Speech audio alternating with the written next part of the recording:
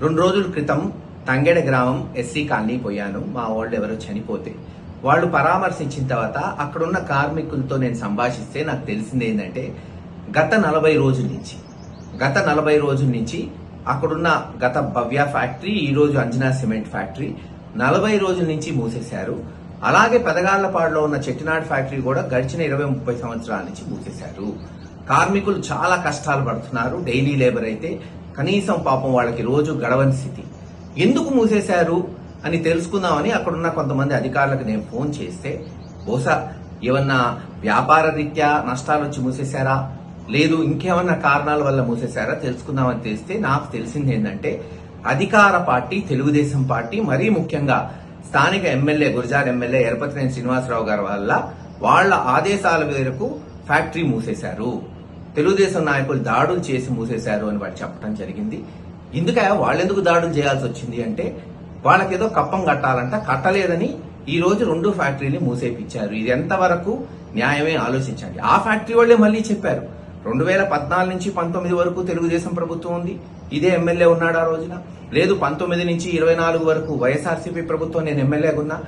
ఏ రోజు ఇటువంటి కప్పాలు కట్టడం గాని ఇటువంటి అసాంఘిక కార్యక్రమాలు గాని జరగలేదు. అయితే ధర్నా చేసేవాళ్ళు, ఉద్యోగాలు అడిగేవాళ్ళు, ఊరికి లేదు డొనేషన్స్, లేదు చారిటీ కింద రోడ్లు వేయమనేవాళ్ళు. మా అయితే ఎలక్షన్స్ వస్తే 4 రూపాయలు డొనేషన్ అడిగేవాళ్ళు. కానీ బస్తాకి ఇంత కట్టాలి, 5 రూపాయలు, 10 రూపాయలు, 12 రూపాయలు, 20 రూపాయలు కప్పం కట్టాలి అనేది గతంలో ఏనాడు లేదు.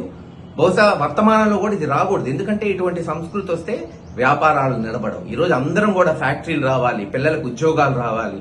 ఎందుకంటే ఆ ప్రాంతంలో బ్రహ్మాండంగా చదువుతున్నారు పిల్లలు, ఏ పార్టీ వాళ్ళైనా సరే. కానీ ఈ రోజు ఇలాగా కేవలం ఎమ్మెల్యే ఆధిపత్యం కొరకు, ఆదేశాల మేరకు ఫ్యాక్టరీలు మూసేస్తే రేపు ఎవరు వస్తారు పెట్టుబడులు పెట్టడానికి? లేదు ఇంతటితో ఆగితే ఈ రోజు ఫ్యాక్టరీని బెదిరిస్తారు, రేపు ఇంకో వ్యాపారం, సున్నపు వ్యాపారం, మరోసారి విల్లు వ్యాపారం, లేదు మరోసారి పిడుగురాళ్ళలో ఉన్న వ్యాపారాలు. ఇది ఇంతటితో ఆగదు. కనుక ఇటువంటి విష సంస్కృతిని ఈ రోజే కూకటి వేళ్లతో తీసివేయాలి. దీనికి ప్రభుత్వం కంకణం కట్టుకోవాలి. ప్రభుత్వం అంటే కేవలం ఒక ఎమ్మెల్యేనో, ఎంపీనో, ముఖ్యమంత్రో, మంత్రో కాదు. ప్రభుత్వం అంటే ముఖ్యమంత్రి గారి దగ్గర నుంచి చీఫ్ సెక్రటరీలు, ఐఏఎస్లు, ఐపీఎస్లు, కలెక్టర్లు, ఎస్పీలు, వీళ్ళల్లో కంకణం కట్టుకొని ఆ ఫ్యాక్టరీ వాళ్ళతో మాట్లాడి వెంటనే ఆ ఫ్యాక్టరీని తెరిపించాలి, వాణిజ్య సదుపాయాలు కల్పించాలి. తద్వారా ఆ ప్రాంతంలో ఉన్న కార్మికులకి, ఉద్యోగం చేసే వాళ్ళకి, ఎందుకంటే దాని మీద ఆధారపడిన వాళ్ళు అనేక మంది ఉంటారు. ట్రాన్స్పోర్ట్ వారు ఉంటారు, లేదు సిమెంట్ బ్యాగ్స్ తయారు చేసే వాళ్ళు ఉంటారు, కూలీలు ఉంటారు, మైనింగ్ లో పనిచేసే వాళ్ళు ఉంటారు, ఆ మైనింగ్ కి కావాల్సిన ముడి సరుకులు సముదాయించే వాళ్ళు ఉంటారు. వాళ్ళందరూ బ్రతకాలంటే ఇటువంటి ఫ్యాక్టరీలు ఉండాలి.